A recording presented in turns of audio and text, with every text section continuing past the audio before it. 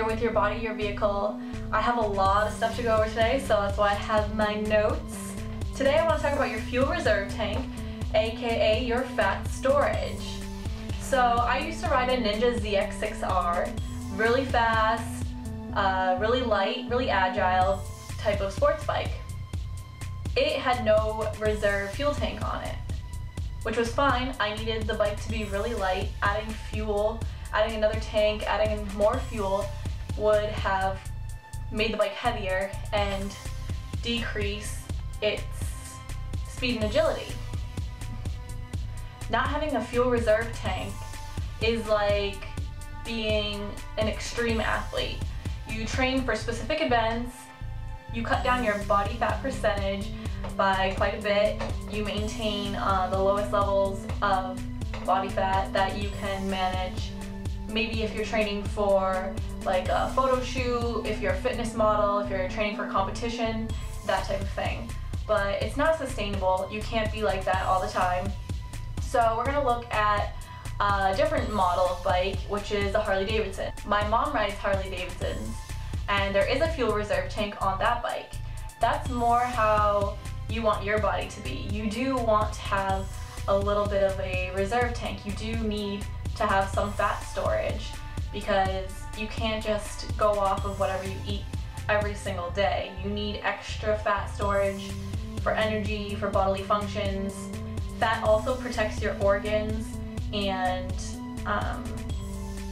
provides like an insulation to keep you warm. So you really do need to have a fuel reserve tank. It's ideal for longer trips or for a sustainable lifestyle. So if you're on your Harley Davidson and you're going on a long trip and all of a sudden you realize that you're about to run out of fuel, but the gas station isn't for another 100 miles or so, then you can just switch on your reserve tank and then you'll be all set. The same thing goes with your body. Go for a long time. If you're, say you're exercising for a long time, or you happen to have to go a long time without eating, you have that fuel reserve in order to keep your body moving, keep your body sustaining activity. Now the thing is, you don't want to have a huge reserve tank because that's just going to weigh you down. It's going to make it harder for you to do daily activities, and it causes all kinds of other conditions such as high cholesterol, heart attacks, type 2 diabetes, all kinds of other health complications that you really don't want to have to deal with. So you want a reserve fuel tank, but you want a relatively small tank. So in order to do this, if you're not there already, you need to take a look at your calorie consumption and your calorie expenditure. Now, to maintain a certain weight that you're at, you have to be in an equilibrium, in an energy balance. But if you want to get rid of some of your reserve tank, you want to go in what is called negative energy balance. And this is that you consume less calories than you spend. And this is going to cause you to tap into that reserve fuel tank and be able to eliminate some of that excess fuel that you don't really need to be carrying around. On the other hand, if you want to gain weight, which some people do for building muscle, or if they're already at too low of a weight and they need to regain weight to become healthier, and you want to add fuel to your reserve tank, so you want to go into what's called positive energy balance, and it is that you are consuming more calories than you are spending. Before you do all of this, you need to find out about how many calories that you do burn in a day in order to maintain, and then you can adjust it depending on whether you want to maintain, lose weight, gain weight, or whatever it is your goal is. So you can do this by using a really complicated, long formula, a formula that I'm not even going to pretend that I remember off the top of my head because it's complicated.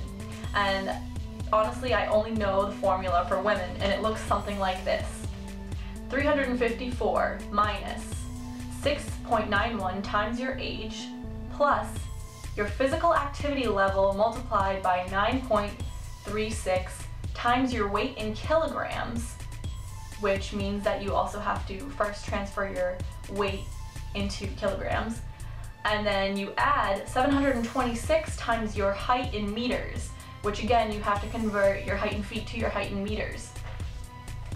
That is a really long and complicated formula. And even after that, you can have, even if you use that formula, you can miscalculate the equation, or you can miscalculate your physical activity level, because that's a whole nother thing in itself. You have to figure out about what your physical activity level is, and then change that into a number. And if that number is wrong, then it's going to throw your whole equation off. And people oftentimes don't really know exactly the number of their physical activity level. I believe if you are moderately active, like I am, the activity level is 1.2, and then it goes up from there or goes down from there depending on your activity level. That was a lot. So instead, I'm going to give you a website somewhere around here that you can go to. It's by the USDA, and they have a chart there. It's a lot easier to follow. You look at your activity level, it gives you a description of what that activity level looks like. Low activity level is a typical American, not very active. Moderate is where I'm at, because I am active on a daily basis. I go to the gym. I try to, even when I don't go to the gym, I try to exert myself in some manner every day.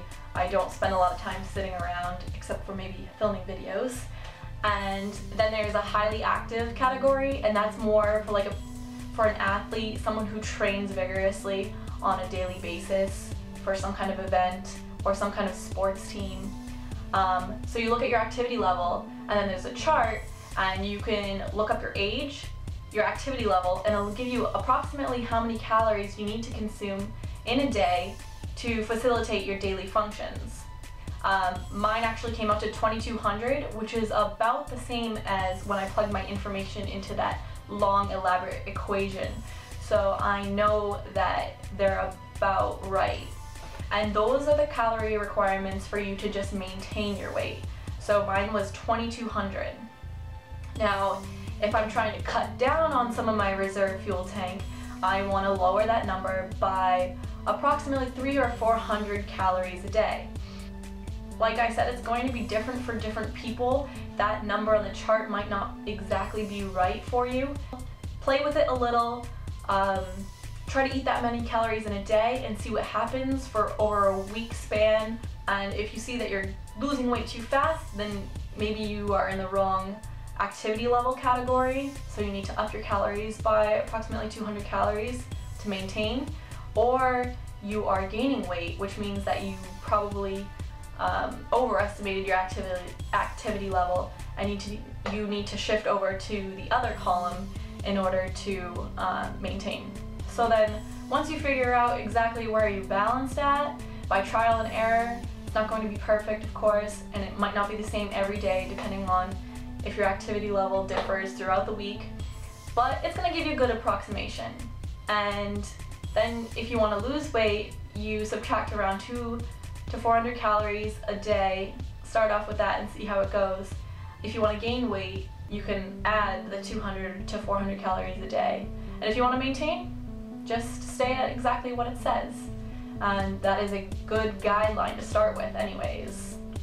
Now, of course, that doesn't beat going to a registered dietitian or a nutritionist and figuring out exactly what you need for energy requirements. But it is a good guideline in case you can't go to a specialist or you don't have access to those types of things. Well, that's about all I have for you today. I hope you like this video. Make sure you comment, rate, and subscribe. And in case you're curious, the music that I used for this video is by my friend Sharpie. I'll give you a link below to his music channel. He made this beat himself. So thanks for watching.